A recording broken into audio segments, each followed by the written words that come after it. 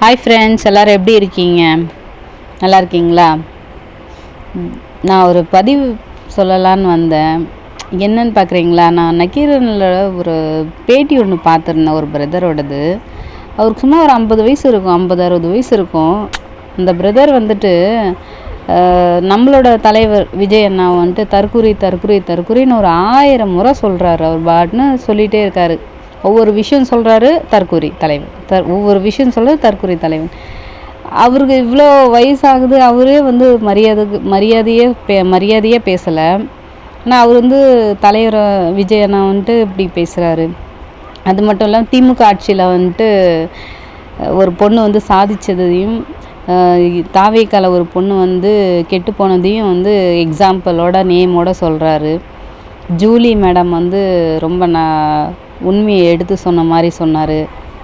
என்ன இதெல்லாம் வந்துட்டு கேட்டுக்கிட்டே இருந்தேன், ரொம்ப கேட்டுட்ருந்தேன். அவர் பேசுகிறதில் ரொம்ப என்னதான் சொல்ல வராரு அப்படின்னு சொல்லி பார்த்தா கடைசியில் எங்கே போய் முடிக்கிறாரு. அண்ணனை வந்து அவங்க ஒய்ஃபோட கண்ணீர் வந்து அண்ணனை வந்து சும்மா விடாதம்மா, ரொம்ப கஷ்டப்பட்டாங்களம்மா அப்படி இப்படின்னு. சரி, அதெல்லாம் பரவாயில்ல, சொன்னால் சொல்லிட்டு போட்டோம். ஹஸ்பண்ட் அண்ட் ஒய்ஃப்குள்ளே 1000 பிரச்சனை இருக்கும். அது வந்து அவங்க பர்சனல். அதுவும் வந்து அரசியல் ஆக்க பார்க்குறீங்க. அது ஏன் அப்படி பேசுனீங்கன்னு உங்களுக்கு தான் தெரியும். இந்த அண்ணனை எப்படியாவது வந்து எதுலையாவது வந்து சிக்க வைக்கணுன்றதுக்காக பேசுனீங்க. பட் அதெல்லாம் பரவாயில்ல.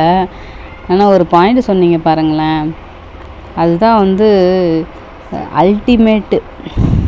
என்னன்னா வந்து ஹிட்லரு.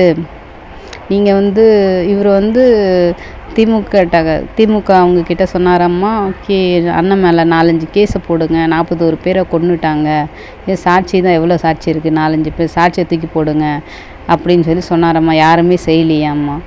இப்போ தான் இப்போ நம்மளே கேள்வி கேட்குற மாதிரி வந்துட்டான் பாரு. அப்படி இப்படின்னு அவர் பாட்டுன்னு வாய்க்கு வந்த மாதிரி எல்லாம் பேசுகிறாரு பொது வெளியில். இதை எவ்வளோ பேர் கேட்பாங்க, என்ன நினைப்பாங்க? நம்ம வந்துட்டு நம்ம வந்து ஒரு பெரிய பொசிஷனில் இருக்கோம். நம்ம வந்து இப்படி பேசினா வந்துட்டு பார்க்குற மக்கள் வந்து நம்மளை எவ்வளோ கேவலமாக நினைப்பாங்க, அந்த ஒரு தாட் கூட இல்லை. அவர் பாட்டுன்னு தற்குறி தலைவன் ஹிட்லரு, பெண்களுக்கு பாதுகாப்பு கொடுக்குறானம்மா, அவன் எங்கே போய் பாதுகாப்பு கொடுக்கணும், பொண்டாட்டிக்கே பாதுகாப்பு கொடுக்கல, அப்படி இப்படின்னு வாய்க்கு வந்த மாதிரியெல்லாம் பேசுகிறாரு. கேட்குறப்ப அப்படியே ரொம்ப கஷ்டமாக இருந்தது. ஒரு மாற்றம் வேணும்னு தானே மக்கள் எதிர்பார்க்குறாங்க.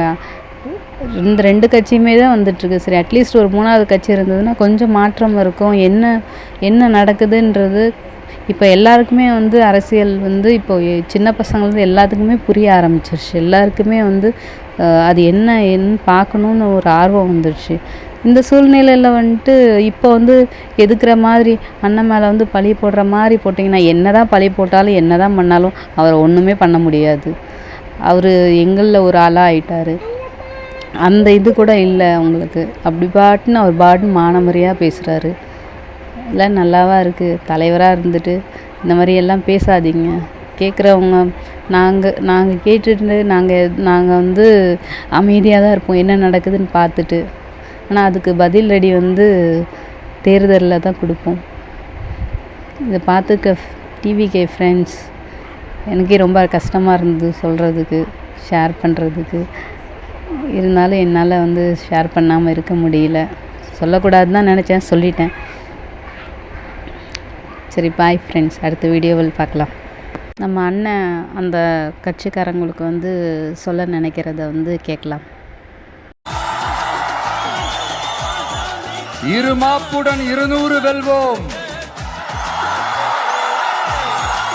என்று எகத்தால முழக்கமிடும் மக்கள் விரோத ஆட்சியாளர்களுக்கு என் மக்களோடு இணைந்து நான் விடுக்கும் எச்சரிக்கை. நீங்க உங்களோட சுயநலனுக்காக பல வழிகளில் பாதுகாத்து வரும் உங்கள் கூட்டணி கணக்குகள் அனைத்தும் 2026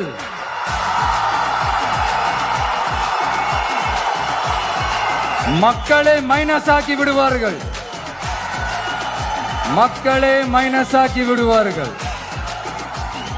மக்களே